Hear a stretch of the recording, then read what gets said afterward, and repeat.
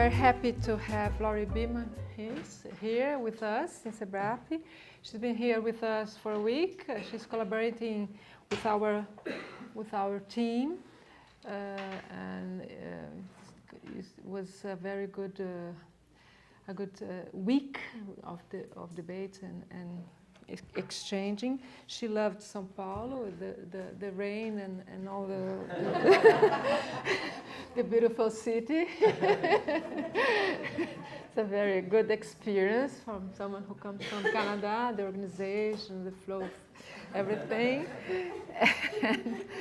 and she's the director of the Religion and Diversity Project in Canada, and a full professor of the Department of Classic and Religious Studies at the University of Ottawa. So she's been writing about religious freedom in Canada, and that's the big subject she works on. And today she's talking about the transition of religion as a cultural practice. This is the subject she's chosen to talk today with us. And then after her words, we can exchange a little bit some ideas and talk with her about her work. So thank you very much of your coming here today. Thank you, Paula. Thank you everyone for coming. Paula, especially for the invitation to come and work with your team. It's been a pleasure to get to know a little bit about what you're doing. I regret that I have no Portuguese whatsoever except obrigada, and that's all I can say. So I have faced the challenge of trying to translate what I do into slow English, but not without compromising the complexity of the ideas, because my experience this week has been that everyone I've met is a complex thinker. But when we have a language barrier, sometimes it's a little bit more challenging. So first of all, when I speak, I tend to get very excited about ideas. And the more excited I get, the faster I talk. So please put your hand up or interrupt me. I really don't mind, because I'll forget, and then I'll start talking like this, and then you'll think if it's second language for you, then it's challenging. So don't hesitate at all. So when I chose the topic today, I tried to think about something that's happening in Canada that I think is happening maybe around the world. And at first, including in Brazil. And at first you might not think so, but conversations with Paula and her team have indicated to me that there is some of what's happening in Canada happening in Brazil as well. We share some commonalities, and of course we share, or we don't share many things, and there are many differences between Canada and Sao Paulo, not least of which is, of course, the weather. And I am grateful for the 26, 27 degree weather. Thank you very much, as compared to the minus 15 and minus 16. And if you don't know what that feels like, I invite you to come and visit the University of Ottawa and the Religion and Diversity Project and spend some time with us, freezing with us. Come dressed warmly. So I direct the Religion and Diversity Project, and the project is a 7-year project. We have 37 researchers. One of the things I realized about 3 years after I started the project was that I had made a very large mistake in my research design. And the very large research mistake I had made was to not think at all about the Global South. And so therefore, through some chance encounters and the intervention of a very kind student here, Paula and I found each other and have been able to start working and thinking a little bit about Brazil in particular. So the other countries involved in my project, Canada, the United States, the UK or England, Australia, France. We've done a little bit of work comparing India and Canada, which might seem a bit like comparing a mouse and an elephant, and it sort of is. Who is the mouse? Definitely Canada, or much smaller. So doing comparative work is always challenging because the local specificities mean that sometimes it's simply difficult to find common ground. Paula and I have taken 2 meetings to figure out where we might head together as researchers looking for common ground. This is normal, I think, when we're dealing with 2 very different sites and countries. So 37 researchers, 4 primary research strands, and the research strands, I will tell you just quickly, we're looking at identity. How our project is focused on religion and diversity. That's the short title of it, and that's all that you need to know because that's what I call it, religion and diversity. We focus on identity. How do people talk about religious identity? How do we measure religious identity? In Canada, the United States, England, for example, measures of religious identity have long been institutional measures. So we're looking for ways to move outside of that. In other words, we don't measure religion and religious affiliation by how many times you go to church because, quite frankly, most people don't go to church anymore. But they're still up to something, we just don't know really what it is. So we're interested in developing more sophisticated ways of understanding what it means to talk about religious identity. The second area of focus is the regulation of religion. And here we're thinking about law specifically, but also other ways that religion might be regulated in more informal ways. So we think about that a bit, and so there's a group of us who concentrate a bit on that. The third area is sexuality and gender, of course looking at sometimes at the ways that these things collapse or collide or flow into one another. And then fourth is I think probably specifically a Canadian focus. It is intended to get beyond what we call tolerance and accommodation, because tolerance and accommodation is the language of both law and public discourse around how religion is, religious diversity should be responded to. But I say it's uniquely Canadian, but yet Europeans are adopting a Canadian legal framework which uses the notion of accommodation and so on. So it is uniquely Canadian, but it's not. So an emerging area that interests me in particular is around religious nuns. Now here I don't mean nuns as in the sisters, N-U-N. Us, I mean nuns as in N-O-N-E. When you check a survey and you say, what is your religious affiliation, and you check no religion, that's the group that's interesting me right now.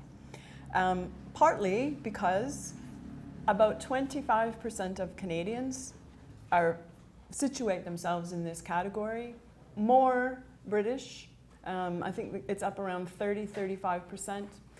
About the same number, 25% of Australians. In the US, it's slightly lower, about 20% of the population, and so on. So I think, and I'm not the first person to observe this, that what is happening is a kind of polarization. Increased discussion of religious diversity in the public sphere, an increased understanding of religion as actually being around specific orthodoxies, and then a growing population of people who have no religion. And some of them are atheists, some of them are agnostics, some of them are humanists, some of them are unconcerned, some of them could care less, some of them are spiritual but not religious. It's a huge category. It encompasses a large number of people and a large variety of sorts of responses to the question, what's your religion? So this category, I don't know what kind of resonance this category has in Brazil. It's not entirely clear to me because I don't know enough about Brazil. Paula and I have talked about it a little bit. Atheists are quite marginal here. I would say in some measure atheists are quite marginal in Canada as well, but I think the way it translates in public discourse is a little bit different. So yeah, I think it's worth thinking about in Brazil. I think there's less social acceptability in Brazil to say you're an atheist than there is in Canada. In Canada, it's not that big a deal if you say you're an atheist. But this idea of nun may take a different form here. Cultural Catholicism, for example. but still this idea of non-participation in organized religion. So one of the things that interests me is how this emerging category of nuns, or people who have no religion, this group as social and legal actors. So I've focused a little bit on that in some of my work most recently. So how are they reshaping or attempting to reshape public understandings, public discourse, and public presence of religion specifically? And particularly in the face of an increasingly diverse religious population. That's happening here too, maybe not quite to the same level as it is in Canada, in Britain, in the United States, and in Australia, but it's still a factor in Brazil, I believe. So how is this group reshaping how we think about religion and interacting in the public sphere? So, like Brazil, in Canada, we imagine ourselves as culturally plural. We have an imaginary or a narrative about ourselves that's been primarily constructed around the notion of multiculturalism. That's our buzzword. More than pluralism, more than diversity, we think we're multicultural, whatever that might mean. So multiculturalism, it's a complex entry point. It can describe a demographic reality. In other words, there is a reality of people from different places, from different backgrounds, of different ethnic makeups, who comprise this thing we call Canada. So that's a demographic reality. It can be an ideology around thinking something called multiculturalism is good. It is also a legal concept. It's found in our Charter of Rights, which was enacted in 1982, around the same time as yours, 88, yes? 88. Yeah. So it's found in our charter. Section 27 says that we need to interpret the charter in accordance with Canada's multicultural heritage. It doesn't say what exactly that means, but so the charter also protects freedom of religion and freedom of conscience. And unlike the United States, we don't have a separation of church and state. We don't have that establishment clause that maybe some of you are familiar with from the US. Although I've argued that the US also doesn't have a separation of church and state. They just say they do. But it's worth considering what the constitutions actually say. So human rights legislation in the provinces of Canada largely reflect the broader values of the Canadian Charter. So there are these bits of legislation that talk about religion, religious freedom, and creed. So what then does or should religious freedom and freedom of conscience look like in this diverse Canada, or this multicultural Canada that we imagine? How do we reconcile the presence of religious symbols in the public sphere by majoritarian religion? And majoritarian religion in Canada is basically historically 50% Protestant, 50% Catholic. And we talked about this earlier in the week about what Protestantism looks like. It doesn't look the same in Canada as it looks in Brazil. And I think when people think about Protestantism here, they think Pentecostalism, charismatic, a whole different sort of Protestantism than when I think about Protestantism in Canada, which is largely United Church of Canada, Anglicanism. Pretty sedate. There's no kind of televangelism. That's not something I associate with Protestantism in Canada. And I think it's important to make that distinction when we're doing some comparative work. So 50% Protestant, 50% Catholic. The numbers have shifted a little bit, and they tend to shift over the years. And then always in Canada, not unlike Brazil, is the presence of Aboriginal religion, First Nations peoples. Not particularly powerful, I would say, to put it bluntly, but it's a voice that's always there, and it's always preoccupied the colonizers. What to do about Aboriginals? And the first attempt was to eliminate. They were seen as not having religion, and therefore they needed to be Christianized. And then they were seen as needing to somehow be controlled, their language be controlled, and so on and so forth. So there's always been this tense relationship around Aboriginals, around the First Nations peoples, and they continue to have a voice, and I think hopefully a stronger voice in present-day Canada than they have historically. But it's a third presence that I think in some measure defines how we think about Canada. So again, how then do we reconcile the presence of symbols which largely reflect majoritarian religion, i.e. Christianity, in Canada, with this notion of multiculturalism and diverse Canada and diverse religious traditions, and particularly of late, increasing numbers of people who are not Christian, to put it quite bluntly. Some people would argue for a banishment, what we might call a banishment model, like laïcité in France, in Turkey, this sort of a model. Other people argue for pluralism, a pluralism model, inviting multiple symbols into the so-called public sphere. And of course, state neutrality, if we want to talk about neutrality, is conceptualized differently in these cases, and indeed I think each country has its own model or models of what constitutes so-called state neutrality. I'm not sure that neutrality is at all possible. So perhaps in tension with this openness to multiculturalism and diversity is a narrative of our values, and that's an increasing narrative in Canada. And I think it's this story of us, who we are, is particularly prevalent when the subject is Muslims. And this is much more an issue right now in Canada, much more present, much more public than it is for you in Brazil.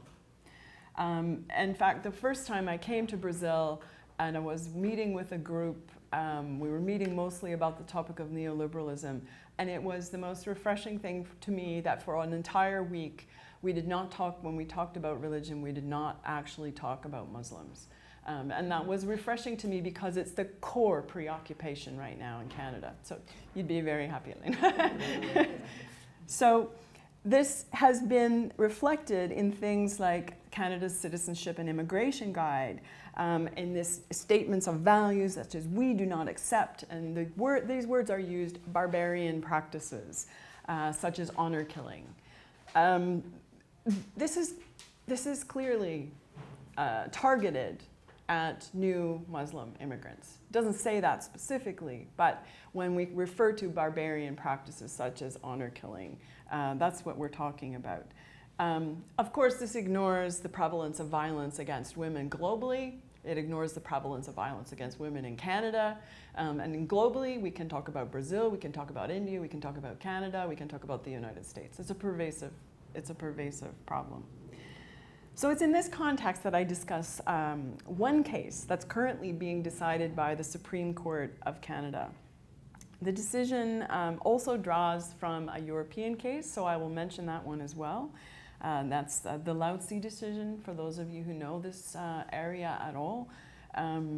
That's a case from the Grand Chamber of the European Court of Human Rights, and it's mentioned in the Canadian case. So I'll mention that case a little bit too. These cases both involve atheists. I think, though, it would be a mistake to characterize them as being only about atheism. So please don't let your eyes glaze over just because you think this is not really pertinent to some of the things you're, because I know many of you are thinking about religion and diversity in different ways.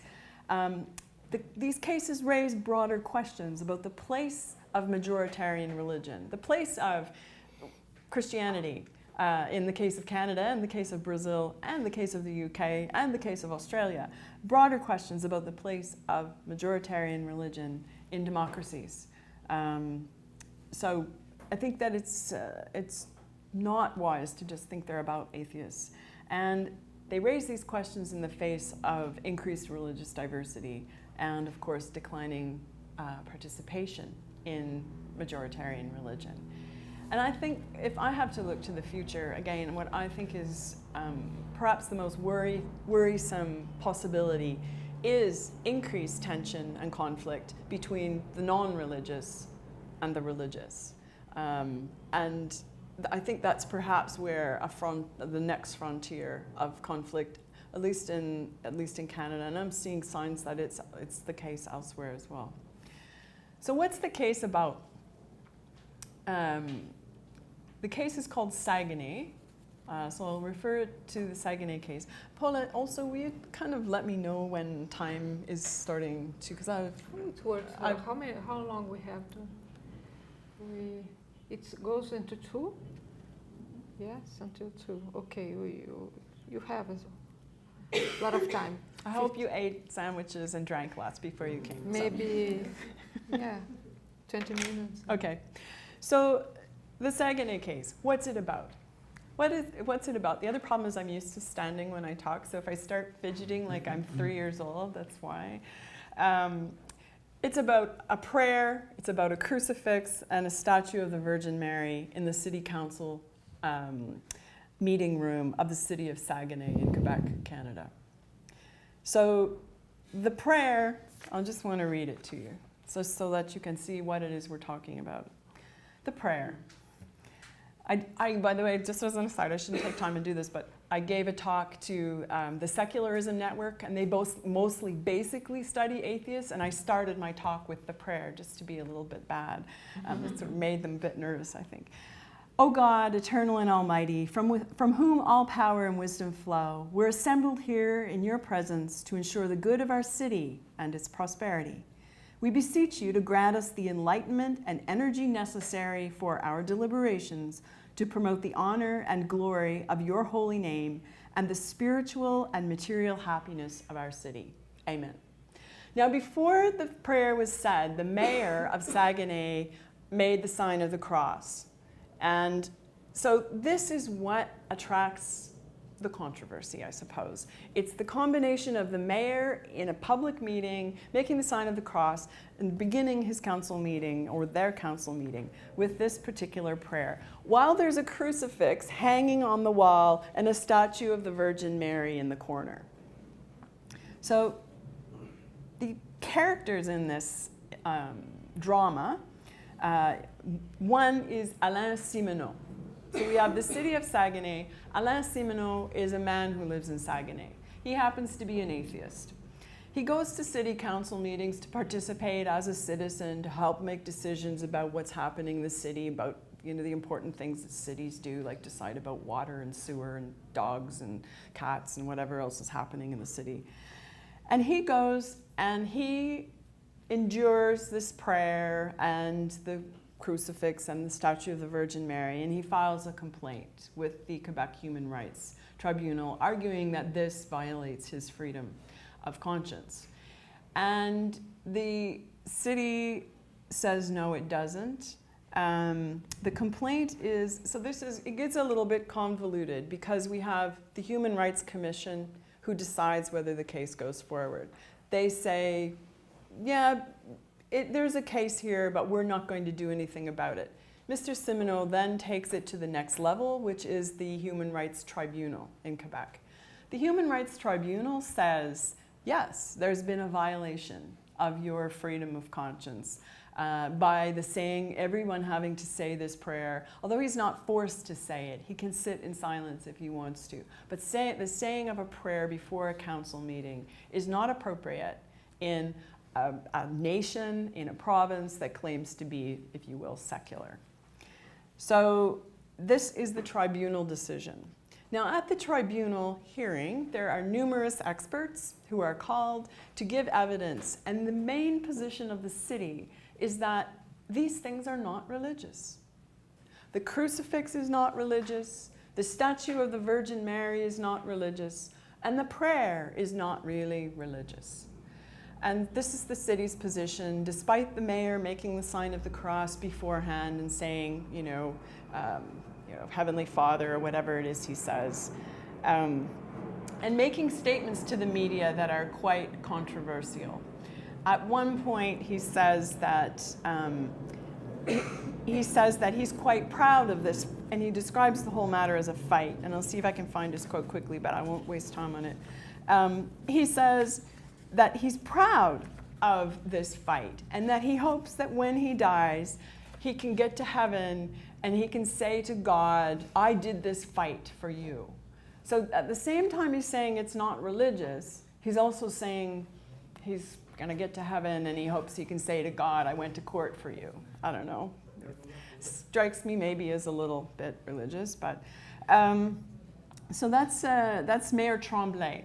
That's his name. So we have this bunch of experts who come in also at the tribunal hearing and give evidence that in fact the prayer isn't really Christian. It's a prayer that represents universal values. The crucifix is not really a crucifix. One of the experts testifies that it doesn't meet canonical standards of a crucifix. Now, this might be familiar to you. Apparently, the artist who carves the statue, who carves the crucifix, comes and gives evidence too, and talks about how he carved it with its hands, Jesus, with his hands open, so that it would, and this posture might be familiar to you as Brazilians, I don't know, and that he carved it in a way to sort of indicate that he's watching over the council as they do their business and to make sure that they realize the seriousness of their business.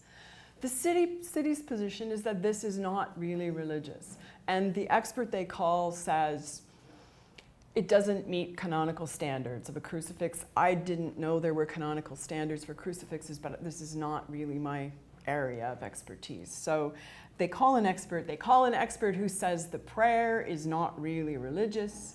It's a kind of modern theology and open to everyone, and that everyone can engage in this prayer without feeling as though they're forced to be engaging in Christian behavior. So this is the sort of story that unfolds. This is all the evidence that's given at the tribunal. The tribunal says, the Quebec Human Rights Tribunal says there's a violation of your human rights with these things. The thing that really bothers Monsieur Seminéaux is the saying of the prayer. He says the crucifix and the statue he can kind of live with, but the saying of the prayer bothers him specifically. So the decision, the tribunal says, yes, your rights have been violated. Here we award you some damages, some money and orders the council to stop doing this prayer, to remove the crucifix and to remove the statue of the Virgin Mary. The objection is that it's in the council chambers. This is where decisions are made about what happens in the day-to-day life of the municipality. There's not even a discussion about maybe the crucifix could be in the entry hall, or maybe the statue could be in a separate public area in the building. It's simply, his objection is really the link between the prayer, the crucifix, and the statue, and the doing of essentially state business or municipality business. The case is appealed. The case is appealed to the Quebec Court of Appeal. The Quebec Court of Appeal takes the expert, so new evidence is not offered at the Court of Appeal level. In our courts of appeal, you rarely see new evidence. So no new experts are called. What the Court of Appeal does is reassess the evidence that's been presented already. And the Court of Appeal says, the prayer, the tribunal, I should tell you, the tribunal has already decided, yes, the prayer is Christian, yes, the crucifix is religious. So basically says, no, this argument won't hold. At the Court of Appeal, the opposite approach is taken. The Court of Appeal says the prayer represents universal values, and it's not really religious, and it's not specifically religious. The crucifix, same thing, it's a universal symbol, and so on and so forth, and same with the statue of the Virgin Mary. The crucifix is held out as it's just a piece of art. That's how it's described, basically. They call the artist, and he implies that he's done this with religious intention, but the Court of Appeal says, no, it's just a piece of art. And so the Court of Appeal essentially says there's been no violation of Monsieur Seminéaux's rights. Now what happens is the case goes to the Supreme Court of Canada. And it was heard last fall, and we wait.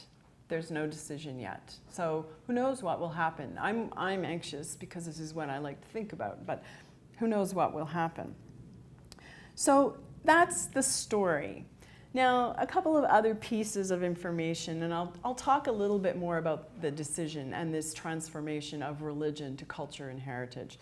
But a couple of other things you should know about Quebec, because I think it's important to know the context. Quebec, like Brazil, largely a Catholic province, historically Catholic. 85% of Quebecers still say when they tick the box, they don't tick none, they tick Catholic, Roman Catholic, 85%. But nobody goes to church. And they have a very complicated relationship with this Catholic Church that is theirs but not theirs. The complication of the relationship is made up of a number of factors. One is that people perceive the Catholic Church as having been a participant in the oppression of French Canadians. And so they want to punish, essentially, the church and say, you will never do this to us again. And I'm simplifying a bit, but you will never do this to us again. And so Quebec is trying right now to carve out a new model of secularism or laïcité. Some people want to import the French model. Some people say, no, we should have what they call laïcité ouverte, so open secularism, which is a bad translation, but it's the best we can do. So there are various people, various tensions in Quebec about what does this new society look like? Not actually unlike what's happening here. What does this Brazil look like that is not only Catholic, but now has some other, now we need to make sure we are taking account of Afro-Brazilian religion, also this new Protestantism that seems to have many Brazilians quite worried. What do we do with all this? How do we reshape this in a model of society that we can live with? How do we want this to look? Quebec is doing the same thing. It's undergoing a process whereby it says, are we a secular society? Do we banish all these symbols from the public sphere or not? So it has a big commission called the Bouchard-Taylor Commission. Some of you may know Charles Taylor's work. He's a relatively well-known philosopher. He's one of those, the Bouchard-Taylor. He's the Taylor part of that commission. They go around Quebec.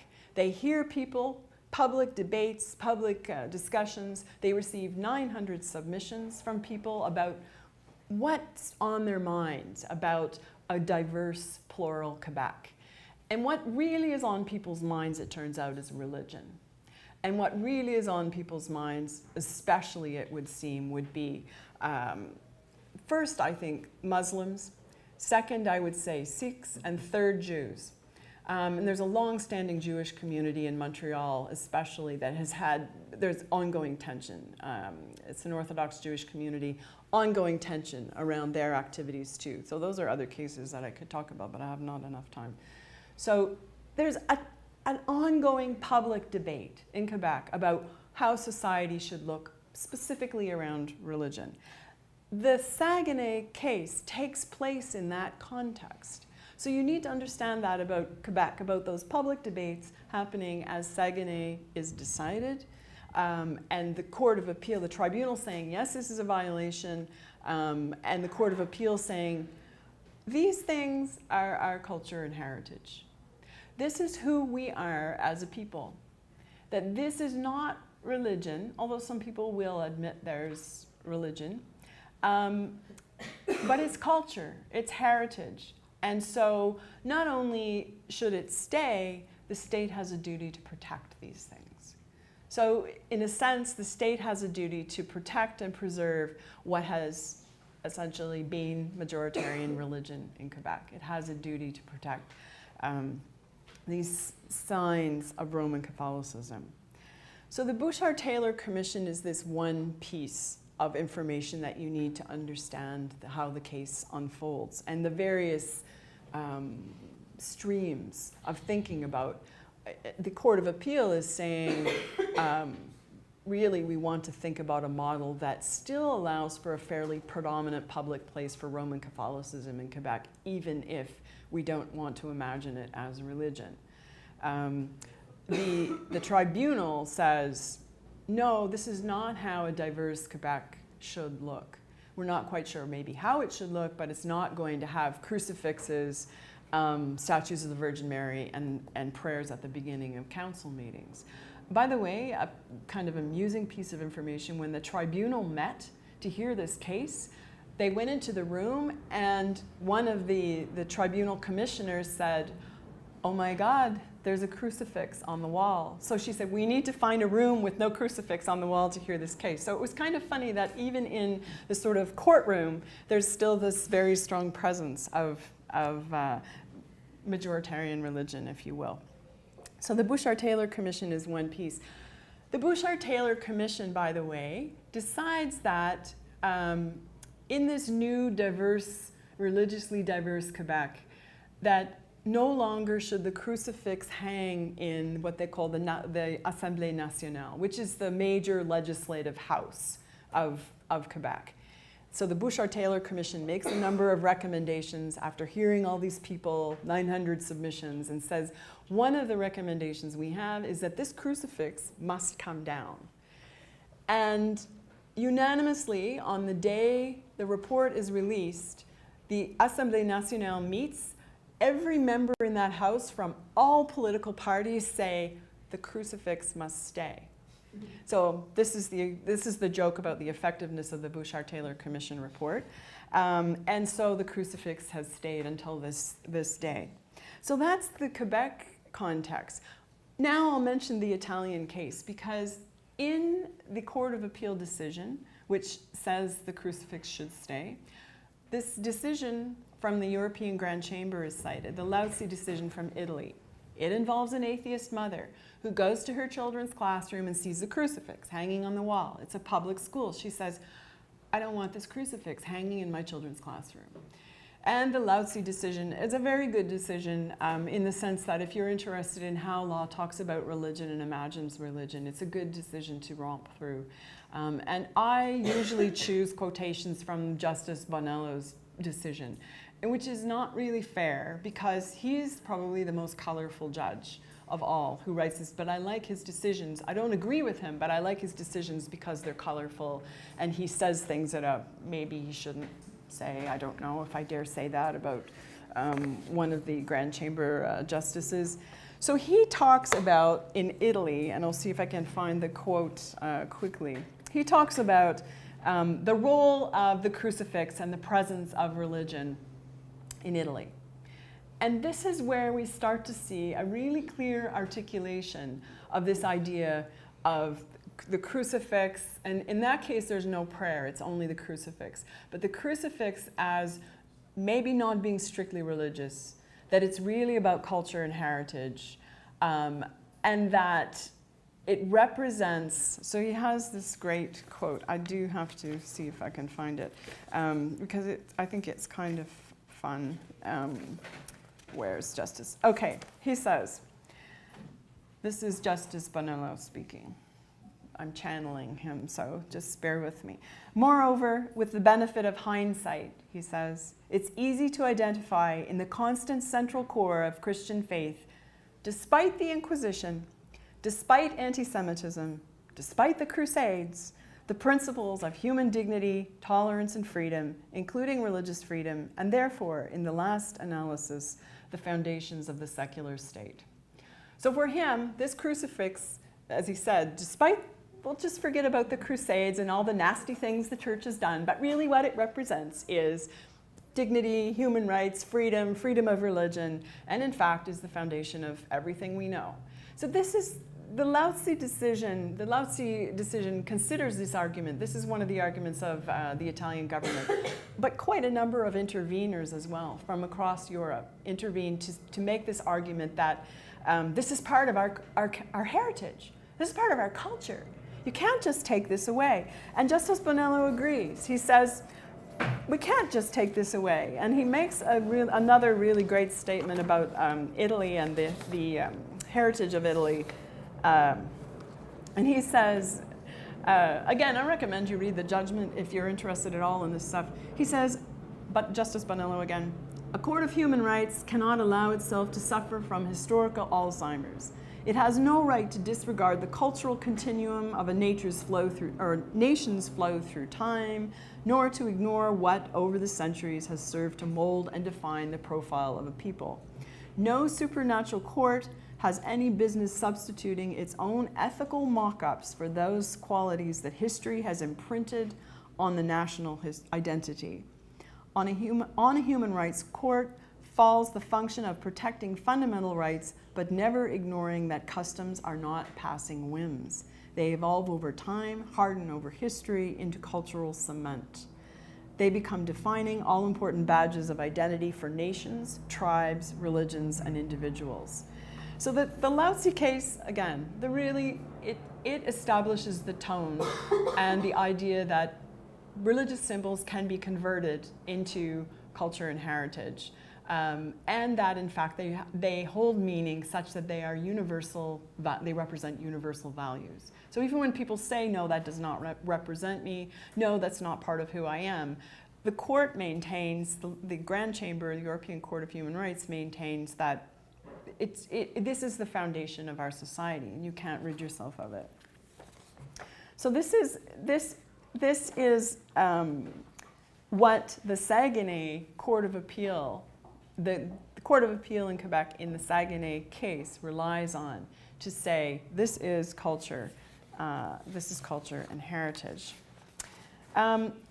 So what I really am interested in this case is this emerging discursive construction of majoritarian religion as not really being religion, or only partly religion, or that religious symbols are passive symbols.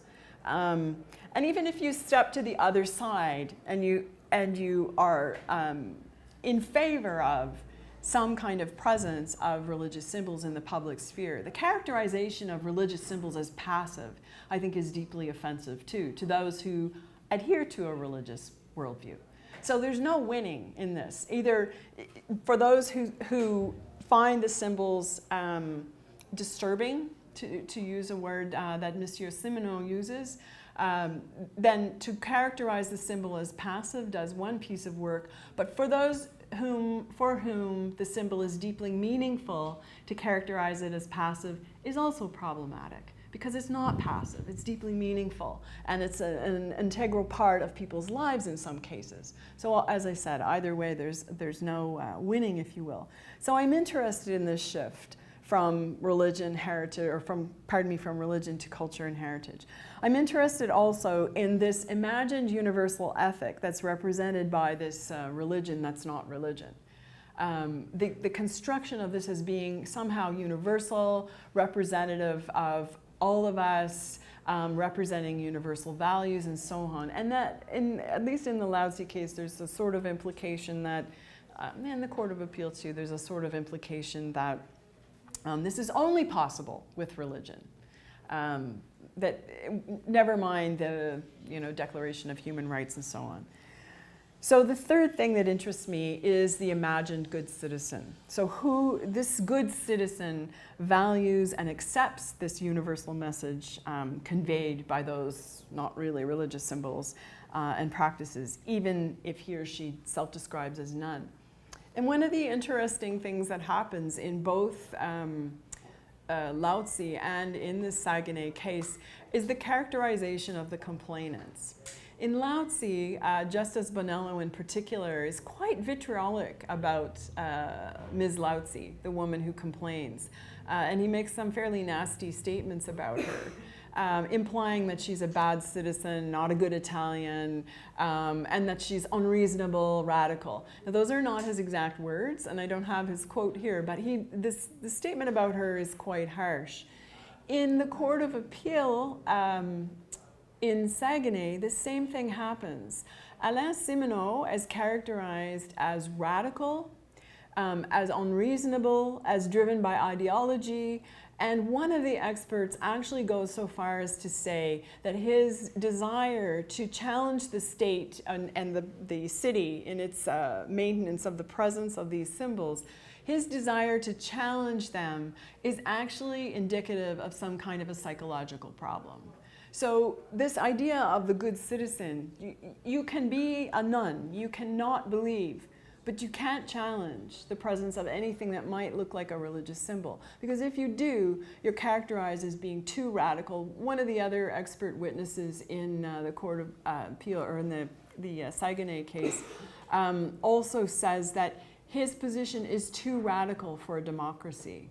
And of course, expressing your wishes through a legal process rather than through, say, an act of terror or violence, would seem to me to be actually the epitome of what we imagine happens in a democracy, where people use the rights and obligations that are assigned to them and try to navigate their way through. He tried to work it out with the city council, by the way. He tried at first to say, could we come to another arrangement? And, you know, couldn't we have a moment of silence instead of a prayer and so on? And one of the things that happened, he found little wooden crosses thrown in his truck when he went to a car wash with Simino the Christian written on it. And then he received threatening phone calls. They're not sure, I think it was from the mayor or his brother. The threatening phone calls were harsh enough that the police found that there was enough evidence to lay criminal charges, but they refused to do so. So it kind of gives you a sense of what the good citizen needs to look like in this particular kind of a situation. The prayer, I'm not sure there's much more that I can say about the prayer. How's time? You have 5 minutes. 5 minutes, oh, okay. I'll talk maybe then a little bit more about what the court says about the prayer.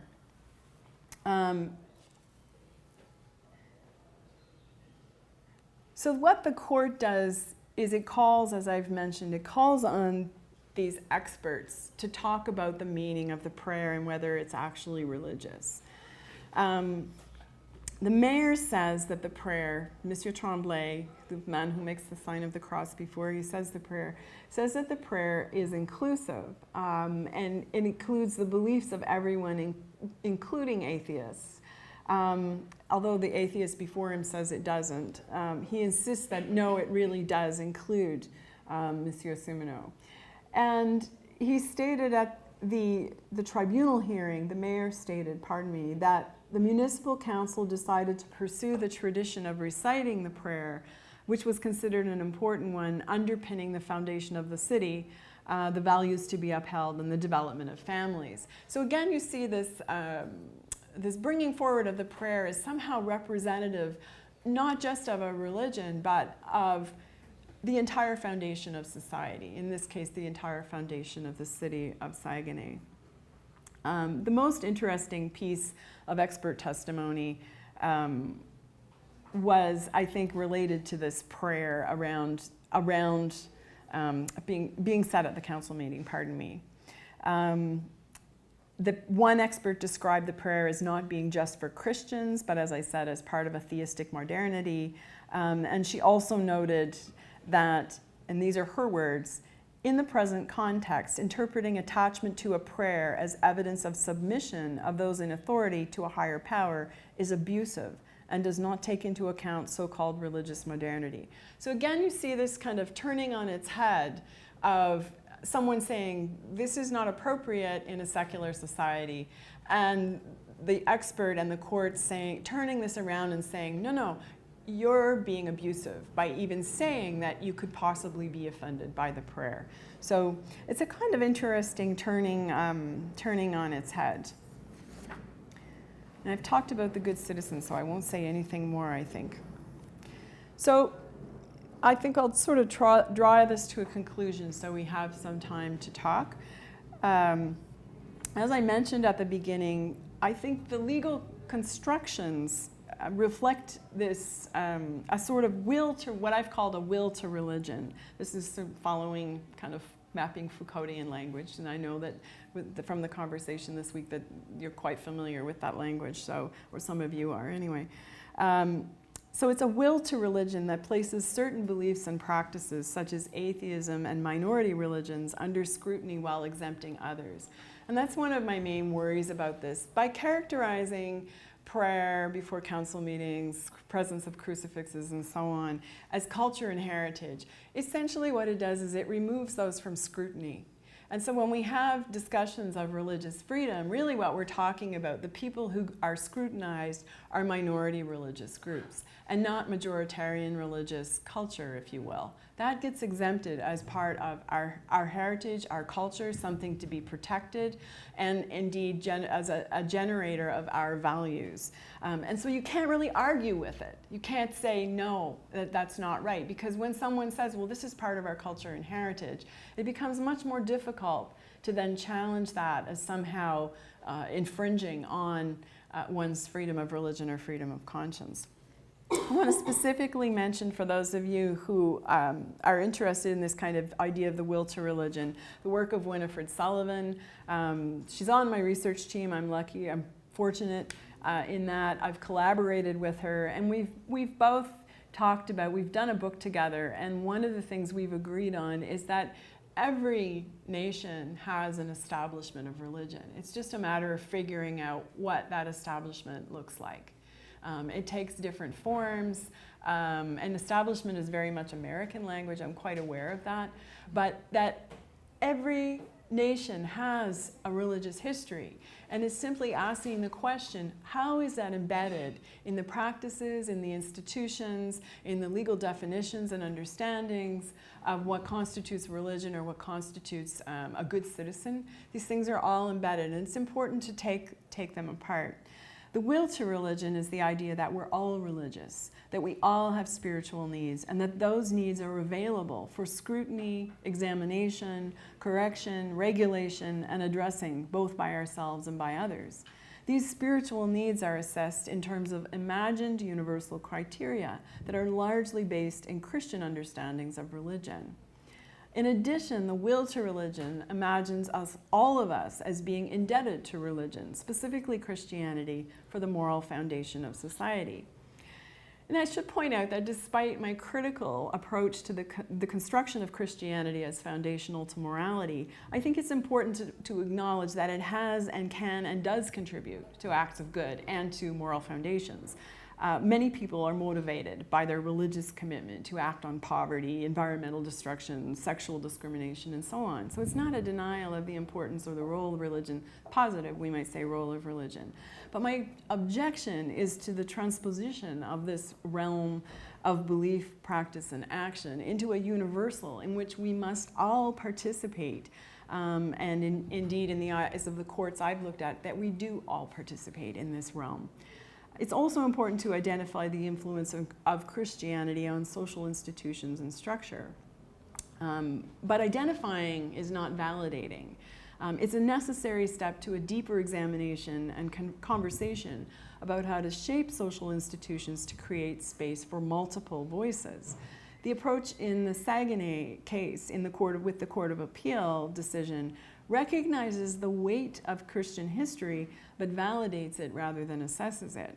Alain Simoneau, the atheist in this case, presented the court with an exceptional opportunity to attempt to think more deeply about the implications of the religious dominance of Christian ritual and symbol in Quebec, and more broadly. Unfortunately, the court didn't take him up on that. And I want to be clear, again, I'm not suggesting that it has to be tossed out, but if we claim to be a multicultural Canada, which we do, or a diverse or a plural society, we have to re-navigate this, and it has to be put on the table of, well, what is the influence of our majoritarian religion? How can we talk about that? How can we make space for everyone in a way that still honors what is legitimate culture and heritage, but at the same time makes space for other people to feel welcome, or makes space for all to feel welcome? And I always say, you know, people are willing to say, oh yes, well, okay, you can wear the hijab, or you can bring your Quran or whatever. But when we talk, this is a little controversy, but when we talk about the Raelians or the Scientologists, or here the Afro-Brazilians, then people get a little bit more tense. And maybe they're not as sure that they want those symbols. The Raelians, it might be a UFO, so that, you know, you can see that might prompt people to be a little bit nervous.